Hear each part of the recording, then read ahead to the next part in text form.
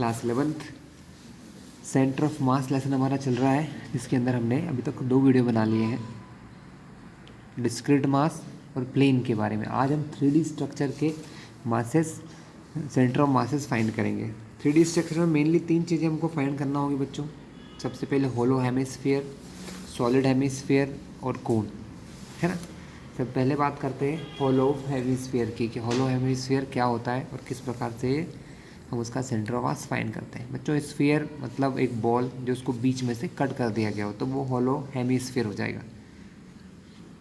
जो बिल्कुल अंदर से ब्लैंक होती, खाली होती, कोई मास उसमें नहीं होता है। ठीक है, हम यहाँ पर एक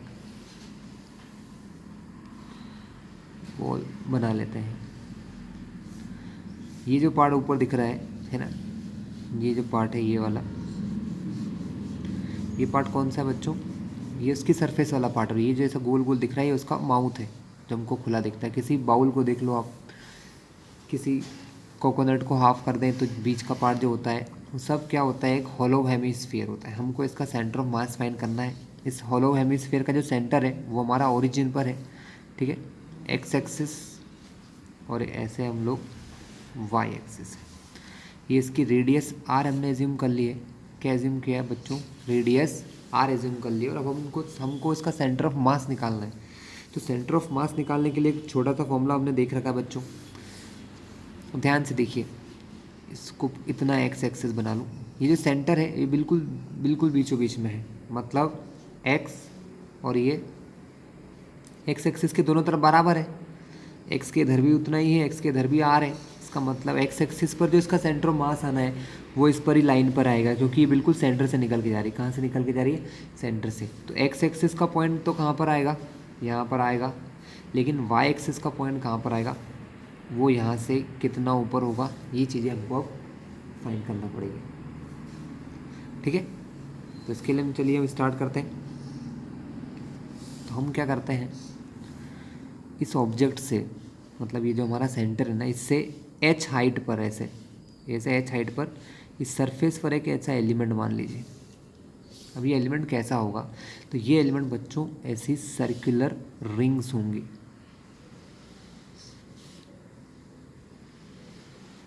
है ना। कैसी होंगी? ये सर्कुलर रिंग्स होंगी, ऐसी ऐसी। हमने सर्कुलर रिंग्स काटी हैं इसके ऊपर, ऐसे ऊपर से ऐसे कट कर करके ऐसे अलग अलग रिंग हम काटेंगे, तो इसका पूरा एरिया ऐसे हमारा क्या हो जाएगा? कवर हो जाएगा। सर्कुलर हमने क्या काटी है? ऐसे रिंग काटी है, ऐसे गोल गोल, है ना। अगर हम किसी ऐसे रिंग काटते जाएंगे तो क्या होगा? एक हेमिस्फीयर बन जाएगा, है ना। रिंग के ऊपर रिंग के ऊपर रिंग, सबसे नीचे सबसे बड़ी रिंग जिसकी रेडियस इस सर्कल की रेडियस के बराबर हो, फिर उससे छोटी रिंग, फिर उससे छोटी रिंग, फिर ऐसे छोटी छोटी रिंग काटते काटते हम लोग क्या बना लेंगे? पूरा हेमिस्फीयर बना देंगे। तो यहाँ हमको क्या काटना बच्चों? हमको इस प्रकार की सर्कुलर रिंग्स काटना है यहाँ पर, है ना।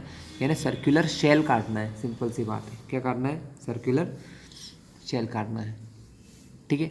अब ये कितना ऊपर है? तो बच्चों हमने इसको माना कि ये यहाँ से थीटा एंगल पर मैंने लिए। ये जो शेल मैंने ली है ये थीटा एंगल पर ली है। कैसे ली है? थीटा एंगल पर हमने एक शेल ली है। और वो कितनी वैसे ली है? हमने इसके अंदर जो एंगल लिया है वो लिया है डी थीटा। क्या लिया है? ये कितनी ऐसे स्ट्रिप है?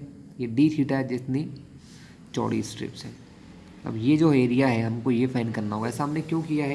क्योंकि आपको पता ही होगा, हमने पहले ही देख रखा है, वाई का सेंटर ऑफ मास क्या होता है? वाई सी ओ एम निकालने के लिए फॉर्मूला बता ही रखा है आपको, integration Y D M upon integration D M. So integration Y D M upon में इंटीग्रेशन डी एम। तो यहाँ पर y निकालने के लिए मतलब ये कितनी हाइट पर है, यहाँ पर ये निकालना है हमको, है ना, कि ये कितनी हाइट पर बना हुआ है। इसकी y की वैल्यू क्या है? मास की। और dm मतलब इस मास की वैल्यू कितनी है बच्चों? dm मतलब ये जो मास हमने एलिमेंट हमने माना है इस पर कितना मास है, क्योंकि हमने ये देख रखा है कि ये होलो हेमिस्फीयर है बच्चों। होलो हेमिस्फीयर का क्या होता है? सारा जो मासेस है वो सरफेस पर होगा, एरिया में नहीं होगा। तो यहाँ पर हमको क्वेश्चन में दिया होता है एक सरफेस चार्ज डेंसिटी गिवन होती है। तो हम गिवन वैल्यूज़ लिख लेते हैं। गिवन वैल्यूज़ में हमको क्या दिया है? गिवन वैल्यूज़ में हमको दिए रेडियस ऑफ हेमिस्फीयर हेमिस्फीयर की रेडियस कितनी है आर, सिग्मा क्योंकि सरफेस एरिया वाली डेंसिटी है तो सिग्मा जो होता है सरफेस चार्ज डेंसिटी कहते हैं इसको, surface mass density. Sigma is equals to total mass upon total area. Total area मतलब एक हेमिस्फीयर का एरिया क्या होता है बच्चों, 2πr² होता है, 2πr² होता है, 2πr²। Sigma is equals to m upon 2πr²। ये वैल्यू हमको मास डेंसिटी की पता चल गई। चलिए ये तो सिग्मा की वैल्यू है। अब हमको क्या क्या चीज़ें निकालना है, तो हमको दो चीज़ें फाइंड करना है, एक तो y फाइंड करना है और एक ये dm फाइंड करना है ना, y और dm। dm निकालने के लिए हमको क्या चाहिए बच्चों, dm निकालने के लिए हमको ये पता होना चाहिए कि ये जो हमने सर्कुलर रिंग काटी है ना ऐसी, जो ये ऐसी रिंग काटी है हमने ऐसी गोल गोल, ये रिंग का एरिया कितना है। अगर ये रिंग का एरिया पता चलेगा तो ये हम पता लगा सकते हैं कि इस ये dm कितने मास है। तो सबसे पहले हमको क्या करना होगा, यहाँ पर एक छोटा सा ऐसा ट्रायंगल जैसा मान के चलिए कि देखिए ये क्या है आपका थीटा है ना, ये इधर से यहाँ तक y एक्सिस, ये हमने कितने ऊपर बनाया है, ये रिंग हमने काटी है y ऊपर और ये x एक्सिस है ना। ये तो आर ही होगा बच्चों है ना, वो दिख ऐसे रहा है 2D में है लेकिन वो आर ही होगा। तो अगर हम यहाँ से निकालना चाहें x की वैल्यू और ये y की वैल्यू, ये जो x होगा बच्चों ये इस रिंग का रेडियस होगा, क्या होगा, इस रिंग का रेडियस होगा। तो ये x जो है ये क्या होगा, इस रिंग का रेडियस होगा, रेडियस ऑफ मास एलिमेंट। ये जो मास एलिमेंट हमने माना है इसकी रेडियस कैसे निकालेंगे, इसको लिखो x और इसकी वैल्यू कितनी होगी, इसकी वैल्यू देखिए इस तरफ है r, सॉरी ये है हमारा r, ये है थीटा, तो हम इसको क्या लिखेंगे r cos थीटा और ये क्या होगा हमारा r sin थीटा। तो r cos थीटा जो है वो हमारी किस चीज़ की वैल्यू है, रेडियस ऑफ एलिमेंट, और y की वैल्यू है r sin थीटा। ठीक है, r cos थीटा, क्योंकि जितनी ये होंगी उतनी चौड़ी रिंग होगी बच्चों, जितना दूर ये होगा ना उतनी ही रेडियस की हमारी ये रिंग्स बनेगी। तो x जो रेडियस है हमारी रिंग की, रिंग मतलब जो हमने कट करी है, ठीक है, तो ये हो गया हमारा r sin थीटा। ठीक है, y is equal to R sine theta हमारा आ गया, x is equal to R cos theta. अब हमको dm निकालना है, तो dm क्या होता है बच्चों, यहाँ dm जो है वो होगा सिग्मा इंटू एरिया। तो हमको क्या करना पड़ेगा, dm निकालने के लिए, dm कितनी जगह का लिया है, dm लिया है इतने मास का, हमने इतने मास का dm लिया है, तो इस मास का एरिया। अब इस रिंग को 1 मिनट के लिए तो खोल दो, तो ये रिंग कुछ ऐसी दिखाई देगी, एक रेक्टेंगल की तरह। हमने इसको मोड़ के सर्कल बना दिया है, हमने इसको मोड़ कर क्या बना दिया है, सर्कल। ठीक है, तो यहाँ पर जो लेंथ है इसकी वो तो हो जाएगी 2π इंटू आर, रेडियस है इसकी, रेडियस कितनी है x, ये होगा ना बच्चों, जो ये घूम रही है उसको लंबा करेंगे तो ये इतना लेंथ हो जाएगी। तो ये 2πx क्या है हमारी रेडियस, और ये जो चौड़ाई है बच्चों इसको हम मानेंगे dr, क्या मानेंगे इसको हम dr मानेंगे। ये जो dr दिख रहा है, या इसकी वैल्यू भी मैं आपको एक और तरीका है उससे निकाल कर दिखा देता हूँ। कौन सा तरीका बच्चों, इसको ध्यान से देखिए, ये कुछ ऐसा बन रहा है एक सर्कल, ये सर्कल का एंगल डी थीटा, इस सर्कल की रेडियस r, तो इसको कहते हैं लेंथ ऑफ आर्क। क्या कहते हैं इसको, लेंथ ऑफ आर्क कहते हैं। ये जो ऐसी हाइट दिख रही है लेंथ ऑफ आर्क बन रही है, तो इसकी वैल्यू कितनी होगी, ये जो लेंथ है इसकी वैल्यू हो जाएगी r into D theta, r into D theta हो जाएगी बच्चों। कैसे होती है, एक फॉर्मूला होता है बच्चों, length of arc is equals to, sorry theta is equals to arc upon radius. Theta हमारा डी थीटा है, रेडियस हमारी आर है, तो आर्क निकालने के लिए थीटा और आर का मल्टीप्लाई, इसलिए आर इंटू डी थीटा क्या हो गया, ये लेंथ ऑफ आर्क हो गई। लेंथ ऑफ आर्क मतलब ये जो अपन ने एलिमेंट लिया है ना, ये है, तो इसकी चौड़ाई ये जो है ये कितनी मिल गई है, आर डी थीटा, कितनी मिल गई है, आर डी थीटा। एक रेक्टेंगल जिसकी लेंथ है 2πx जिसकी ब्रिड्थ है कितनी, आर डी थीटा, है ना। हमें इसका क्या निकालना है, एरिया निकालना है।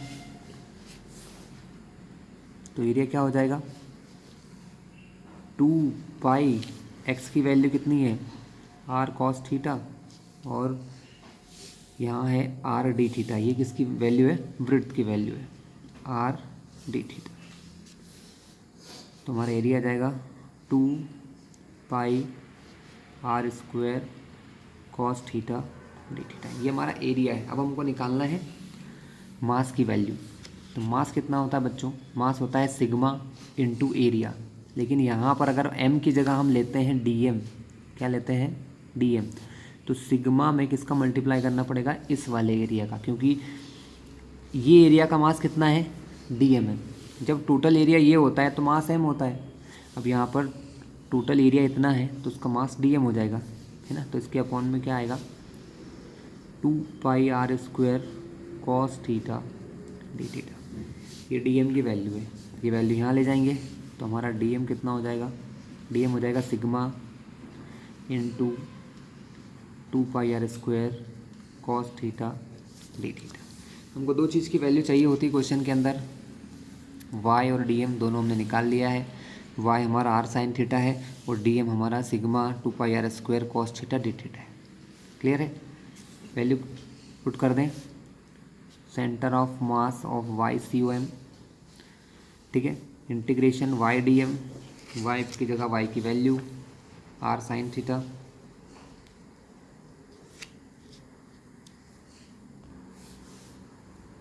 आर साइन थीटा, इसकी वैल्यू है y की, और dm की वैल्यू कितनी है, sigma 2 pi are square cos theta D theta. Upon में आता है टोटल मास m, है ना। इंटीग्रेशन dm की वैल्यू क्या बताई थी मैंने बच्चों, इंटीग्रेशन dm का मतलब सारे dm का टोटल मास, तो वो m ही होगा, वो क्या होगा, m होगा, आर स्क्वायर और एक और आर, तो ये हो गया आर का क्यूब, बाहर निकाल दिया। क्योंकि यहाँ पर डी थीटा दिख रहा है बच्चों, यानी जिसमें थीटा आ रहा है उसी का इंटीग्रेशन होगा। तो थीटा आ रहा है कॉस में, साइन में, है ना, इनका ही करेंगे हम लोग। चलिए, और ये 2 पाई, 2 को कॉमन ले लेंगे, पाई को कॉमन ले लेंगे, पाई बाहर ले लिया आपने, और सिग्मा बाहर आ जाएगा, आर हो गया बाहर, पाई हो गया, सिग्मा हो गया। बस अब अंदर क्या बचेगा, 2 sine theta cos theta. 2 sine theta cos theta एक फॉर्मूला होता है, इसको कहते हैं बच्चों साइन 2 थीटा। क्या कहते हैं, साइन 2 थीटा। अब इंटीग्रेशन करना है साइन 2 थीटा डी थीटा का, किसके रिस्पेक्ट में, डी थीटा के रिस्पेक्ट में। और एंगल कहाँ से कहाँ जा रहा है बच्चों, एंगल समझने वाली बात है। हम यहाँ से रिंग काटते जाएंगे तो हम 0 डिग्री से रिंग काट सकेंगे सिर्फ 90 तक। कहाँ तक रिंग काट सकेंगे, 90 तक। 90 के बाद अगर इधर देखेंगे, एंगल बढ़ाएंगे तो सारी रिंग पहले ही कट चुकी होंगी। जितनी भी रिंग मैंने काटी गोल गोल, ये 0 से 90 एंगल के बीच में सारी कट जाएंगी। तो इंटीग्रेशन 0 से 90, 90 को कहते हैं पाई बाय 2। चलिए इंटीग्रेशन करेंगे। अब सबसे पहले वैल्यूज़ रख लो, ऊपर आर क्यूब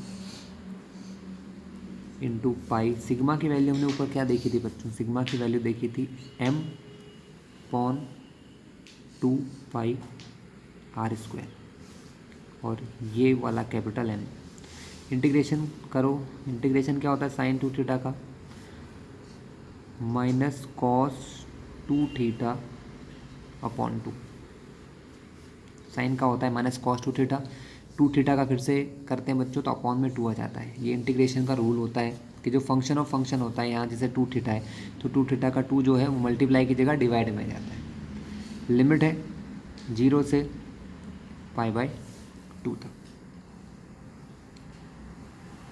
क्लियर है क्लास, वैल्यूज़ रखेंगे हम लोग। अब कुछ कैंसिलिंग हो रहा है, हाँ, m से m कैंसिल, पाई से pi cancel, R square R cube है तो ऊपर एक r बचेगा, नीचे बचेगा 2, तो r अपॉन 2 यहाँ से बच रहा है। पेज टर्न कर लेते हैं,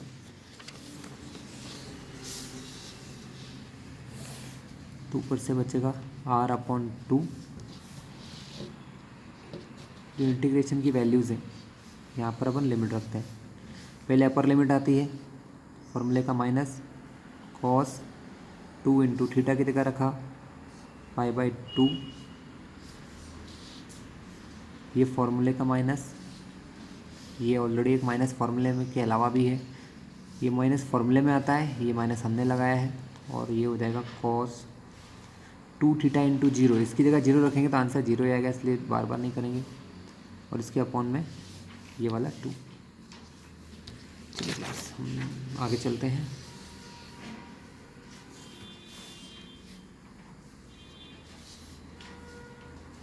ये हो गया कॉस पाई, पाई मतलब 180 डिग्री। 180 डिग्री का मतलब होता है -1। कॉस 180 की वैल्यू होती है -1, एक माइनस बाहर रखा है तो ये माइनस से माइनस क्या बन जाएगा +1, माइनस माइनस प्लस।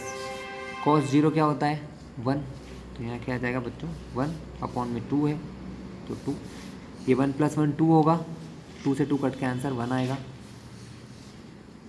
r/2 1 + 1 2 हुआ, अपॉन में 2 है, 2 से 2 कटा तो YCOM की वैल्यू क्या आ गई, YCOM की वैल्यू हो गई r/2। क्लियर है। तो सेंटर ऑफ मास किसी होलो हेमिस्फीयर का क्या होता है 0, r/2 पर होता है, x पर 0, y पर r/2। स्टूडेंट नेक्स्ट देखते हैं हम लोग सॉलिड हेमिस्फीयर। ठीक है, सॉलिड हेमिस्फीयर क्या होता है बच्चों, सॉलिड हेमिस्फीयर और इस स्फीयर में क्या डिफरेंस है कि ये जो हेमिस्फीयर हमने देखा इसके अंदर मास कहाँ होता है सरफेस पे, अंदर से खुला होता है, खोखला होता है, कुछ होता नहीं, खाली जगह होती है। लेकिन जो सॉलिड हेमिस्फीयर होता है और उसमें और इसमें सिर्फ एक डिफरेंस है कि इसमें सरफेस अंदर भी होता है, मतलब सारी जगह पर मास है, कहीं भी ऐसी जगह नहीं है जहाँ पर मास नहीं हो, हर जगह पर क्या होता है मास इसमें बच्चों डिस्ट्रीब्यूटेड होता है। मास इज डिस्ट्रीब्यूटेड एवरीवेयर, हर जगह इसमें मास है। ठीक है, अगर फिर से हम इसको माने, ये तो रफ डायग्राम बना रहा हूँ, दूसरे पेज पे पूरा बनाएंगे फिर से। तो इसका जो एक्स एक्सिस है वो तो अगर हम इसको एक्स एक्सिस में मानते हैं, अगर इसको एक्स एक्सिस में मानते हैं तो इसका सेंटर ऑफ मास एक्स का तो एक्स वाई के एक्सिस पर ही आएगा, और वाई का एक्सिस कहाँ पर आएगा ये हम लोगों को फाइंड करना है कि वाई एक्सिस का एक्सिस कहाँ पर आएगा। देखिए आप इतने सारे क्वेश्चन में आप अभी तक देख चुके होंगे, हमको सबसे पहले डीएम पता लगाना होता है। हमारा जो फॉर्मूला होता है वो होता है वाई डीएम। क्या पता लगाना होता है वाई डीएम। यहाँ पर वाई और डीएम दो चीज़ की वैल्यू हमको चाहिए होती है। डीएम क्या होता है, डीएम मैंने बताया ना आपको कि जो पूरा मास होता है इसके छोटे छोटे टुकड़े करें तो छोटे छोटे मास के बारे में हमको निकालना है ना। तो यहाँ पर हम कौन सी छोटी सी चीज़ माने, जैसे इससे पहले वाले क्वेश्चन में हमने क्या लिया था सर्कुलर रिंग ली थी, यहाँ पर कौन सी चीज़ लेंगे, ये चीज़ जब आपको आ जाएगी बच्चों ये निकालना तो आपके लिए वो चीज़ें बहुत आसान हो जाएंगी। तो आपको क्या पहचान करना आना चाहिए कि डीएम कैसा माने। अगर आप सही डीएम मानोगे तो आपके आंसर्स करेक्ट आते जाएंगे। तो यहाँ पर हम लोग क्या कर रहे हैं बच्चों, यहाँ पर हम होलो हेमिस्फीयर बना रहे हैं। आप सोच के देखिए कि आपके पास बहुत सारे बाउल हैं, आप एक छोटे से बाउल के ऊपर एक और बाउल के ऊपर एक और बाउल के ऊपर एक और बाउल रखते जाओगे, यानी एक खाली हेमिस्फीयर के ऊपर एक और हेमिस्फीयर के ऊपर एक और हेमिस्फीयर, से देखिए जैसे हेमिस्फीयर के ऊपर हेमिस्फीयर लगाते जाओगे लगाते जाओगे लगाते जाओगे लगाते जाओगे तो ये क्या बन जाएगा, एक सॉलिड हेमिस्फीयर बन जाएगा बच्चों। ऐसा करते जाएंगे, मतलब ये बहुत छोटा सा लेंगे, शुरू में हम इतना सा लेंगे फिर इतना सा, ऐसे ऐसे ऐसे, तो ऐसे करते करते क्या बन गया देख रहे हो आपको, कैसा हेमिस्फीयर दिख रहा है आपको, एक सॉलिड हेमिस्फीयर बन जाएगा। तो हम यहाँ पर जो स्मॉल एलिमेंट चूज़ कर रहे हैं, हम जो छोटा एलिमेंट चूज़ करते हैं बच्चों कि क्या डीएम लिया जाए, तो यहाँ पर हम एक होलो हेमिस्फीयर लेंगे। क्या लेंगे, होलो हेमिस्फीयर लेंगे, बिल्कुल छोटा सा ऐसा। लेकिन यहाँ पर नहीं लेंगे, हम थोड़ा सा ऊपर मानेंगे यहाँ पर कि हमने क्या करा है, एक होलो हेमिस्फीयर लिया है। वो हेमिस्फीयर होलो है जिसकी रेडियस हम क्या मान लेते हैं, आर मान लेते हैं। एक आर रेडियस का अगर होलो हेमिस्फीयर लिया जाए, ठीक है, देखते हैं हम कि जैसा मैंने कहा कि आपके लिए नया डायग्राम बनाता हूँ, तो चलिए एक न्यू डायग्राम बनाते हैं और सारे फिनोमिनन को एक बार फिर से देखेंगे। तो अब आप समझ गए सॉलिड हेमिस्फीयर क्या होता है, जिसकी हर जगह पर मास डिस्ट्रीब्यूटेड है ना। तो हमने एक्स वाई प्लेन में एक सॉलिड हेमिस्फीयर लिया, मैंने इसको भी कलरफुल नहीं बना रहा हूँ, और यहाँ पर एक छोटा सा स्मॉल सा मास का एलिमेंट लिया। क्या एलिमेंट लिया? मास एलिमेंट ले रहे हैं हम लोग। इसको थोड़ा सा थिक ऐसा बना देना है समझने के लिए कि इसकी थोड़ी सी मोटाई तो होगी बच्चों, हल्की से हल्की, फिर भी कुछ ना कुछ ये मोटाई तो आपकी होना ही है ना। तो अगर ये आपकी रेडियस यहाँ से यहाँ तक मैंने आर मान ली, छोटी आर किसकी रेडियस है? जो हेमिस्फीयर में माना, यहाँ से यहाँ तक ये जो बड़ा है हमारा कोन है, सॉरी हेमिस्फीयर है, उसकी रेडियस कैपिटल आर मान लीजिए, है ना। ये जो हमने मास सेलेक्ट किया है ये बहुत छोटा सा मास है, इसलिए इस मास को नाम देते हैं डीएम बच्चों। क्या नाम देते हैं इसको? डीएम देते हैं।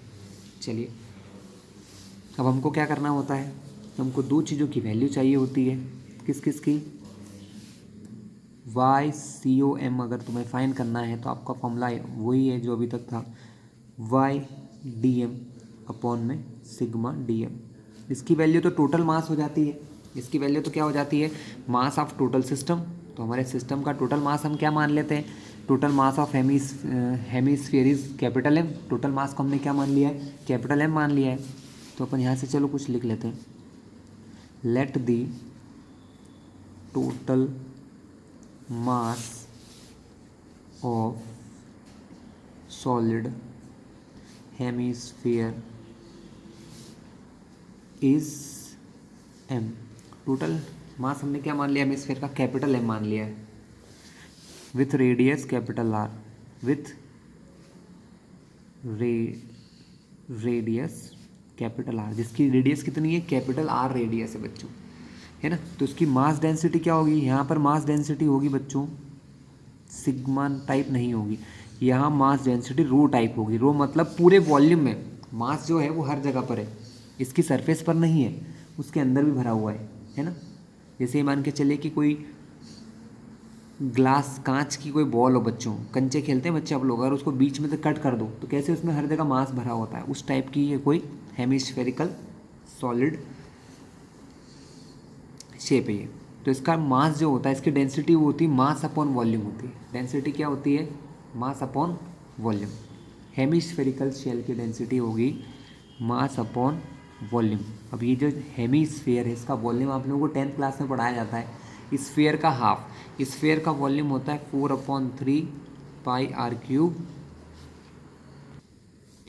और ये हमारा हेमिस्फीयर तो इसकी हाफ हो जाएगी 2/3 पाई आर क्यूब। तो डेंसिटी हो जाएगी 2/3 पाई आर क्यूब। ये 3 जो है वो ऊपर चला जाएगा, तो ये हो जाएगी 3m/2 पाई आर क्यूब। कोई प्रॉब्लम है अभी? बिल्कुल प्रॉब्लम नहीं है। ये चीज़ हमको पता चल गई, सिग्मा की वैल्यू पता चल गई, ठीक है। हमको दो चीज़ें निकालना होती है, क्या क्या? y और dm। y निकालना तो बहुत आसान है बच्चों, हमने अभी क्या देखा, ये एक्चुअल में y क्या होता है बच्चों? ये y वो जगह होती है जहाँ पर मास रखा हुआ है, जहाँ पर मास रखा, आपने देखा होगा y वो जगह है जहाँ पर dm मास रखा हुआ है। dm मास किसका है? dm मास हमारा होलो हेमिस्फीयर का है। किसका है? होलो हेमिस्फीयर का है। अभी हमने क्या देखा कि अगर कोई होलो हेमिस्फीयर है, कैसा हेमिस्फीयर है? अगर होलो हेमिस्फीयर है तो उसका सेंटर ऑफ मास y कहाँ पर होता है? r/2 पर होता है। कहाँ होता है बच्चों? r/2। ये मैंने भी किया ना, तो यहाँ y की वैल्यू क्या हो जाएगी? r/2, लेकिन कौन सा r? छोटा वाला, क्योंकि हम बात कर रहे हैं इस वाले स्फीयर की। Clear class? हमने इस बार dm माना है होलो हेमिस्फीयर को। हमने dm किसको माना है? छोटे से हेमिस्फीयर को माना है dm। तो dm का जो सेंटर ऑफ मास होगा वो इस आर पर डिपेंड करेगा, जितनी बड़ी आर उसका सेंटर ऑफ मास वहाँ पर। तो कुल मिला के होलो हेमिस्फीयर का जो डीएम होता है वो r/2 पर होता है। तो y की वैल्यू आपको यहाँ से क्लियर हो गई कि y की वैल्यू कितनी है? r/2, स्मॉल r/2, ये ध्यान रखिएगा, कैपिटल नहीं कर सकते आप। y की वैल्यू पता चल गई। dm निकालने के लिए क्या चाहिए बच्चों? dm निकालने के लिए हमको चाहिए कि जितना मास आपने सेलेक्ट किया है उस मास का एरिया कितना है। ये एरिया किसका है? सॉरी, ये जो वॉल्यूम है ये कितने मास का है? पूरे मास का वॉल्यूम है। आपने जब dm ये इतना सा सेलेक्ट किया है तो dm का वॉल्यूम कितना है? dm का वॉल्यूम कितना है? तो डीएम का वॉल्यूम निकालने के लिए हम क्या करेंगे बच्चों, हम लिखेंगे यहाँ पर, या डीएम लिख दो, डीएम इज इक्वल्स टू, देखो मास निकालना है आपको यहाँ से, अगर मास निकालना होता है तो ये जो वॉल्यूम है इसका मल्टीप्लाई रो से करते हैं, किससे करते हैं, रो से। जब मास एम है तो इतना वॉल्यूम है, अगर मास डी एम है तो सिग्मा में किसका मल्टीप्लाई होगा, जितना वॉल्यूम आपने माना है।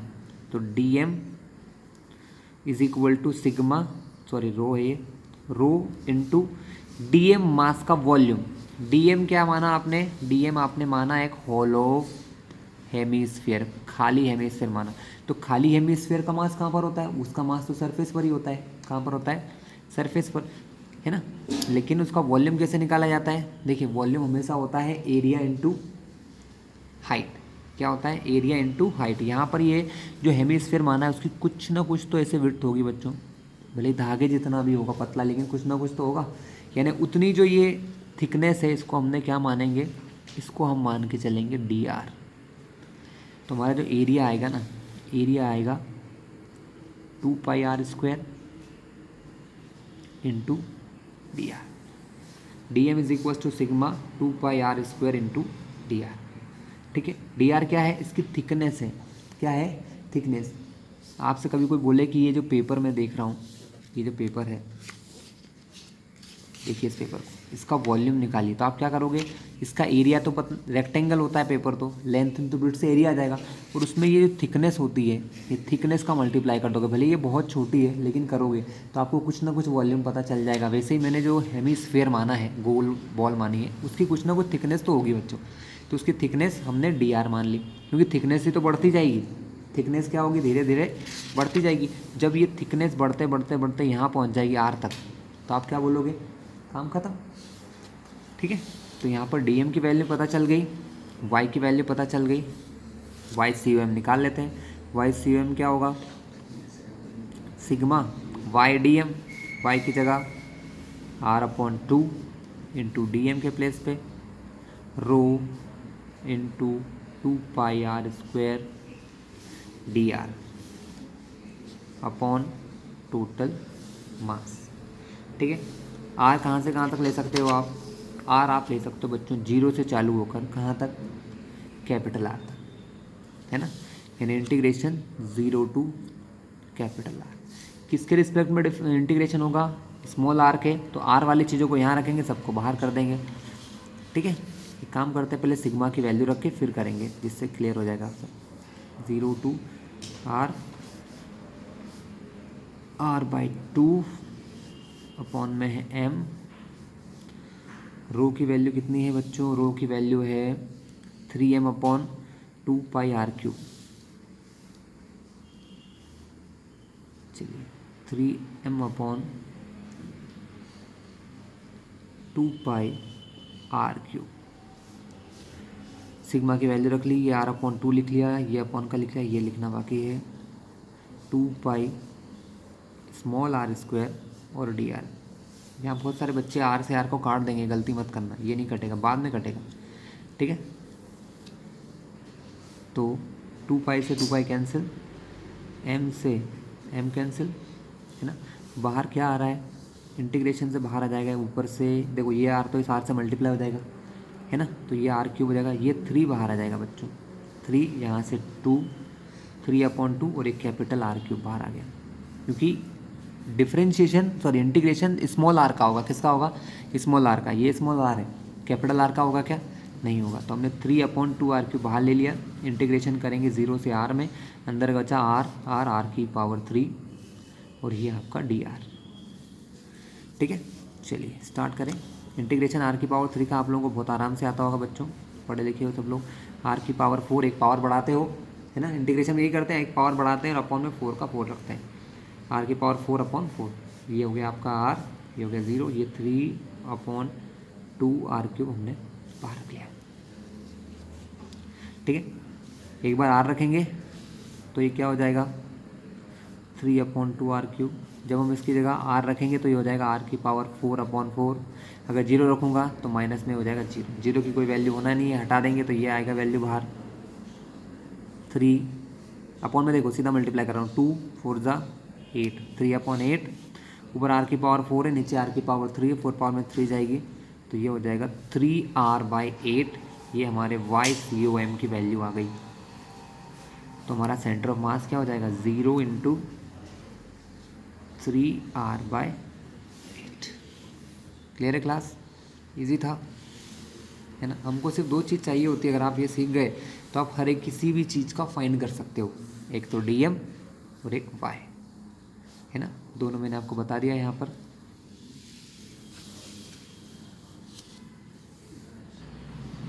सो क्लास, ये वीडियो यहीं तक था। नेक्स्ट वीडियो में हम मोशन ऑफ सेंटर ऑफ मास देखेंगे।